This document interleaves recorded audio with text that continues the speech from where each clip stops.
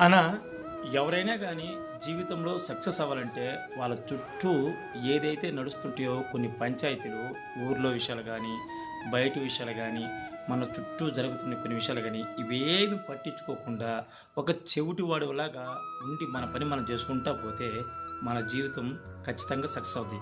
అలా కాకుండా ఊర్లో విషయాలు, అలాగే మన చుట్టూ నడుస్తున్న కొన్ని విషయాలు, మనకి సంబంధం లేనటి కొన్ని విషయాలు పట్టించుకొని బుర్ర పాడు చేసుకునే కన్నా సైలెంట్‌గా ఉండడం మేలు. ఎందుకంటే ఊర్లో కొన్ని నడుస్తుంటాయి.